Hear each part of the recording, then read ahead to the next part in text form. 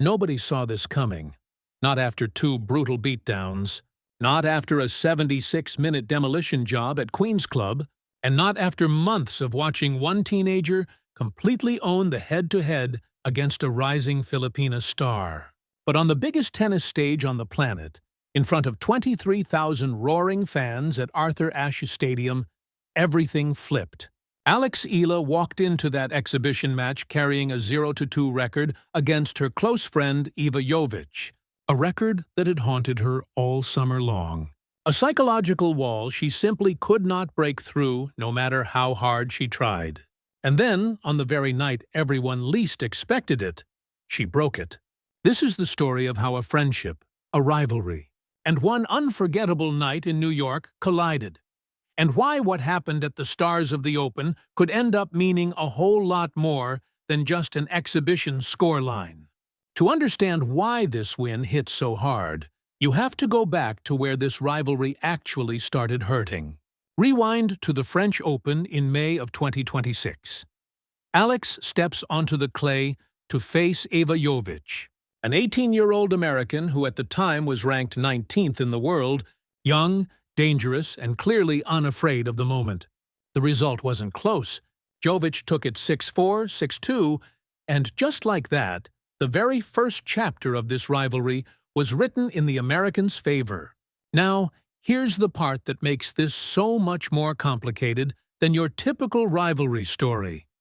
Jovic and Alex weren't strangers trading blows from opposite ends of the tour. They were friends. Real friends. The kind of friends who'd known each other since 2022, back when they first crossed paths at the US Open Juniors, a tournament where Alex actually walked away with the girls' singles title. Since then, their friendship only deepened. They played doubles together at big tournaments like Indian Wells and the ASB Classic. They explored new cities side by side. They grabbed dinners with the rest of the young players on tour. This wasn't manufactured tennis drama. This was a real bond between two competitors who genuinely liked and respected each other, which somehow made every loss sting just a little bit more. After that French Open defeat, Alex didn't make excuses. She was remarkably honest about what made facing her friend so uniquely difficult. It wasn't nerves. It wasn't intimidation. It was the strange mental gymnastics of stepping onto a court against someone who felt like a great tennis player and a fierce competitor first and a friend second, at least for those 2 hours. She talked about how the two of them had grown used to that dynamic, how they treated it like professionals, preparing for each other exactly the way they'd prepare for any other opponent on any other surface. Jovic, for her part, echoed that same sentiment. She pointed out that after playing so much doubles together, the two of them knew each other's tendencies inside and out. There were no secrets left to exploit, no surprises left to spring. At that point, she said, it simply came down to who could execute their game plan a little better on that particular day. And on that particular day, it was Jovic. But here's where things get worse for Alex. Not better. Fast forward to Queen's Club in London, June 10th. And what should have been a bounce-back opportunity turned into an even more lopsided disaster. The scoreline reads almost identical to the French Open, 6-2, 6-2. But the manner of the defeat was somehow even more crushing. This wasn't a competitive battle that slipped away in the final stretch. This was total control from start to finish, wrapped up in just 76 minutes. Think about that for a second. 76 minutes to dismantle a player who, heading into that tournament, had actually been riding a 5-match winning streak on grass. Jovic didn't just beat Alex that day. She ended a winning streak, crushed momentum, and delivered a statement that reverberated through the rest of Alex's grass season. And the numbers back up just how one-sided it really was. Jovic finished with 26 winners compared to Alex's 12. She committed only 9 unforced errors the entire match, while Alex racked up 19. Her forehand quality rating that day was measured at 9.5 out of 10, an almost video game level of consistency, especially when you consider the draw average sat at 6.5. She converted 5 of her breakpoint chances and was broken by Alex only a single time all match. She also won an enormous 81% of points on her first serve, leaving Alex searching for answers that simply weren't there. In her post-match comments, Jovic didn't hide from how well she'd played. She admitted that carrying the confidence from their earlier meeting at Roland Garros into this matchup gave her a real edge because she already knew exactly what to expect from Alex's game. She talked about feeling confident overall heading into that stretch, particularly on a surface where her tennis had been clicking. It's one thing to lose to someone once. It's another thing entirely to lose twice in a row, in increasingly dominant fashion, to someone who happens to be one of your closest friends on tour. Someone who, by her own admission, respected Alex deeply both as a person and as a competitor. Jovic even said publicly that she believed there would be many more matches between them in the future, and that eventually Alex would get her back a couple of times too. "That's tennis," she said. "Simple as that. But try telling that to a competitor sitting at 0-2, staring down a rivalry that seemed to be spiraling further and further out of reach with every meeting. And yet, even in the face of that second brutal loss, Alex showed something worth paying attention to. Grace. She didn't sulk. She didn't deflect. She praised Jovic's performance after the French Open defeat, saying she was genuinely proud of how far she had come and that she was taking the setback in stride. That kind of response tells you something about the mental foundation Alex was building, even while the results weren't going her way. Because here's the thing about pressure in tennis. It doesn't just come from ranking points or prize money. Sometimes the heaviest weight in the world is a 0-2 record against a friend, a puzzle you can't seem to solve no matter how many hours you put into breaking it down. And that weight followed Alex through the rest of her summer, all the way to New York, all the way to the one place on tour where everything gets bigger, louder, and far more meaningful, the US Open. Before we get to the redemption, let's set the stage properly, because context matters here. Both of these players were coming into this moment on completely different trajectories in terms of public perception, even if their head-to-head said otherwise. Alex, 21 years old, had become one of the most electric breakout stories in tennis over the course of the season.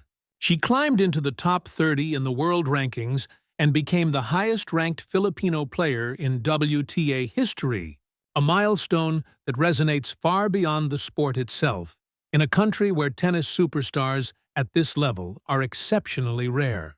Jovic, meanwhile, was doing something equally remarkable on the other side of the net. At just 18 years old, she had become the youngest player ranked inside the WTA's top 20 and had climbed to become the fourth-ranked American woman on tour.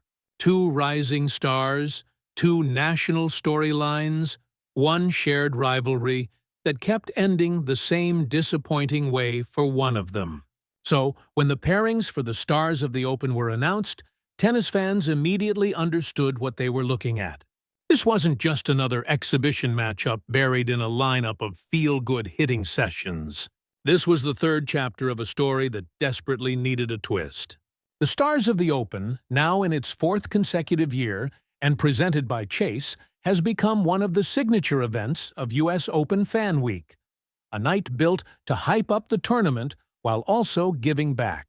This year's lineup featured four of the most exciting young players in the sport: Alex, Joao Fonseca, Iva Jovic, and Lerner Tien, the kind of marquee names tennis fans are going to be hearing a lot more about in the coming years. And it wasn't just about entertainment either. Tickets started at just $30, with a portion of proceeds benefiting the USTA Foundation, the sport's national charitable arm. That foundation funds the National Junior Tennis and Learning Network, a group of more than 270 organizations working to give young people in under-resourced communities access to tennis, academic support, and mentorship. Altogether, that network provides opportunities to more than 233,000 young people, helping shape them into well-rounded adults long after they put the racket down. Alex, who has consistently used her platform to give back throughout her rise, seemed like a natural fit, for an event built around exactly that mission. But make no mistake, once the ball was in play, this stopped being about charity and started being about something far more personal for Alex. There were no ranking points on the line, no seeding implications, no direct impact on tour standings. On paper, this was just an exhibition, low stakes, high entertainment. But emotionally, this was everything. This was a chance to finally solve a puzzle that had frustrated her for months. A chance to prove, even in a non-competitive setting, that she belonged on the same level as the player who had beaten her twice in a row without much resistance. A chance to walk into the U.S. Open main draw with her head held high, instead of carrying the psychological baggage of an 0-2 record into the most important stretch of her season. And there was something almost poetic about where this all played out. Arthur Ashe Stadium, the largest tennis stadium in the entire world, packed with 23,000 fans, many of them waving Filipino flags, all of them fully aware of the storyline unfolding in front of them. This wasn't Roland Garros. This wasn't Queen's Club. This was the biggest stage tennis has to offer. And Alex was about to find out whether that stage would finally work in her favor. Before the first ball was struck, Jovic herself had actually spoken about wanting their matchups to happen on a different kind of stage entirely. After their Queen's Club encounter, she expressed hope that as both of their rankings continued to rise, they'd eventually end up on opposite sides of tournament draws, only meeting in the deeper rounds, the semi-finals, the finals. Moments that would mean something on the scoreboard as well as the storyline. That comment says a lot about where Jovic believed this rivalry was heading. She wasn't worried about Alex catching up. If anything, she seemed to be looking further down the road, imagining a version of this rivalry playing out on center stage at majors, deep into tournaments, with real stakes attached. But before any of that could happen, there was unfinished business sitting right in front of both of them at Arthur Ashe. When the match finally began, the energy inside that stadium was something else entirely. 23,000 fans settled into a hushed, electric anticipation, all watching two close friends prepare to put their off-court bond aside and become pure competitors once again. And from the very first exchanges, something felt different. Alex came out of the gate aggressive, planting herself on the baseline and dictating the terms of the rallies right from the start. This wasn't the hesitant, searching player from Roland Garros or Queen's Club. This was a player who had clearly spent the weeks since her last defeat working through exactly what had gone wrong and exactly what needed to change. Meanwhile, on the other side of the net, something equally surprising was happening. Jovic, the player who had looked nearly untouchable in their last meeting, was suddenly uncharacteristically error-prone. The same forehand that had rated a near-perfect 9.5 out of 10 back at Queen's Club wasn't finding its rhythm. The same composure that had carried her through a 6-2, 6-2 blowout wasn't showing up when it mattered most. Alex's movement was sharp. Her shot selection was precise. And with every point she won, you could feel the crowd's energy building right alongside her confidence. Filipino flags waved across the stands every single time she held serve, the noise growing louder and louder as the reality of what might be happening started to sink in. The first set went to Alex, and if that alone felt like a small victory after two lopsided losses, what came next turned this into something much bigger. The second set followed almost the exact same script. Alex controlling the tempo, Jovic unable to find the answers that had come so easily to her just weeks earlier. And when the final point landed, the scoreboard told a story that felt almost impossible to believe, given everything that had come before it. Alex had done it. She had finally beaten Iva Jovic. The eruption inside Arthur Ashe Stadium was immediate and deafening. The same electric sound that had followed Alex throughout her incredible summer run, now echoing through the largest tennis venue on the planet. The Filipino fans who had packed the stands stood and celebrated, flags waving, her name being chanted through the stadium in a moment that went far beyond the scope of a simple exhibition win. Because, make no mistake, this wasn't just about ending an exhibition match with a win. This was about ending a psychological narrative that had been building for months. Alex had entered this matchup with a 0-2 record against her friend, having lost in straight sets both times, having spent the better part of a season searching for the answers to a puzzle that seemed to have no solution. And on the biggest stage of her career so far, in front of the biggest crowd she had ever played in front of, she finally found them. Think about the emotional arc here for a second, because it's genuinely remarkable. This wasn't a rivalry built on animosity or bad blood. It was built on mutual respect, real friendship, and the strange, complicated reality of professional sports, where the person you care about off the court becomes your fiercest opponent the moment the match begins.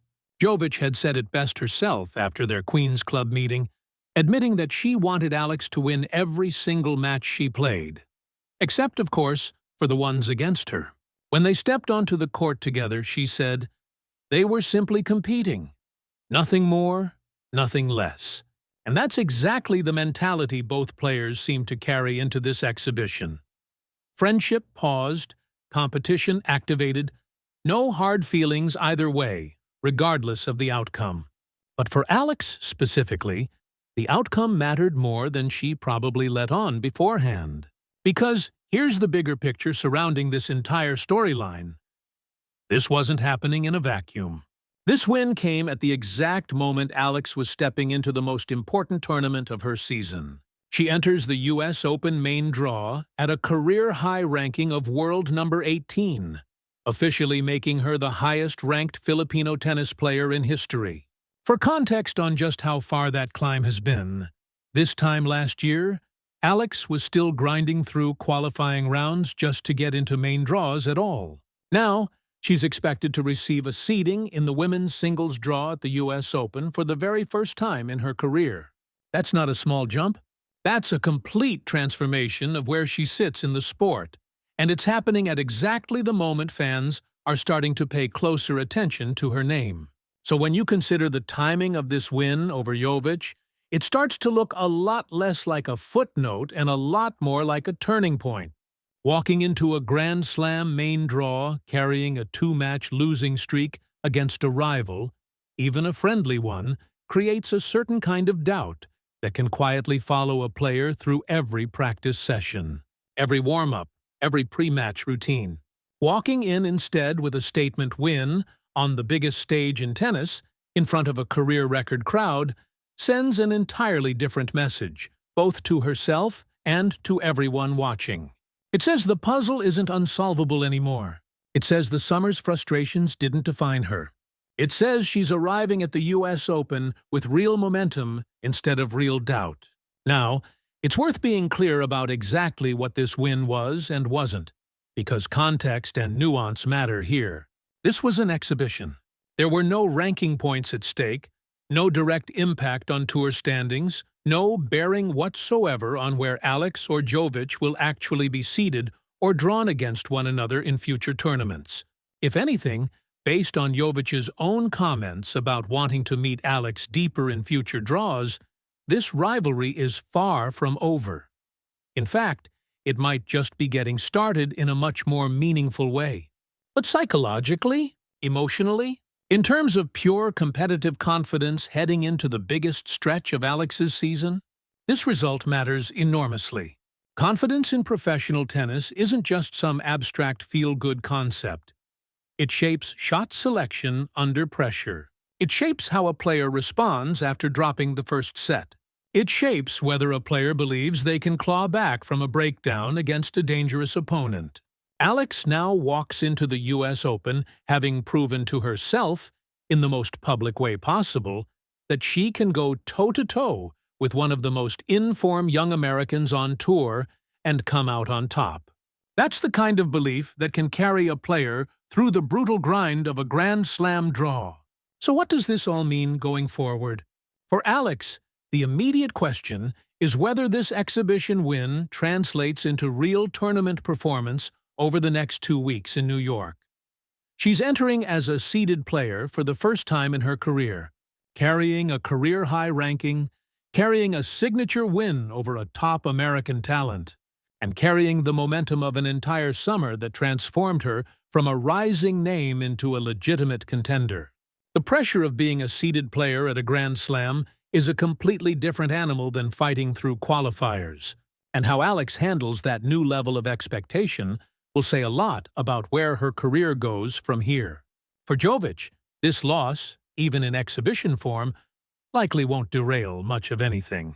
She's still the fourth-ranked American woman on tour, still the youngest player inside the WTA top 20, and still very much part of the sport's rising generation.